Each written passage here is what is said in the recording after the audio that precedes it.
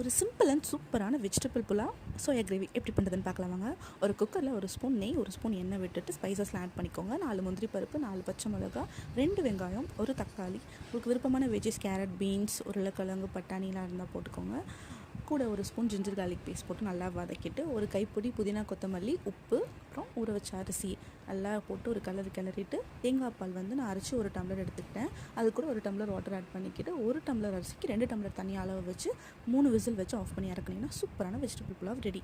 இதுக்கு நீங்கள் சைட் டிஷ்ஷே இல்லாமல் சாப்பிட்டா கூட சூப்பராக இருக்கும். இருந்தாலும் நான் சைட் டிஷ் பண்ண போகிறேன். இப்போ சோயா கிரேவி பண்ணுறதுக்கு சோயா பீன்ஸை சுடு தண்ணியில் போட்டு புழிஞ்சு எடுத்து வச்சுட்டு, ஒரு குக்கரில் கொஞ்சமாக எண்ணெய் விட்டு சோயா பீன்ஸ் நல்லா ஒரு 5 மினிட்ஸ் ஃப்ரை பண்ணி, அதே குக்கரில் ஒரு ஸ்பூன் எண்ணெய் போட்டு சோம்பு, பட்டை இலை, கருவேப்பிலை, 2 வெங்காயம், 2 தக்காளி, கொஞ்சம் உப்பு போட்டு 1/4 ஸ்பூன் மஞ்சள்தூள், 1 spoon ginger garlic paste, 1/2 spoon வெறும் மிளகாய் தூள், 1/2 ஸ்பூன் தனியாத்தூள், 1/2 ஸ்பூன் கரம் மசாலா, இதெல்லாத்தையும் 1 பை 1 நல்லா வதக்கிட்டு, ஒரு டம்ளர் தண்ணி ஊற்றி 2 விசில் வச்சு இறக்கிட்டதுக்கப்புறமா நீங்கள் வேக வச்சுருந்த சோயா பீன்ஸ் அதிலே போட்டு நல்லா மிக்ஸ் பண்ணிவிட்டு, முட்டை வந்து ஆப்ஷனல் தான், வேணும் 2 எக்கு பாயில் பண்ணி கட் பண்ணி ஆட் பண்ணி மிக்ஸ் பண்ணிக்கோங்க.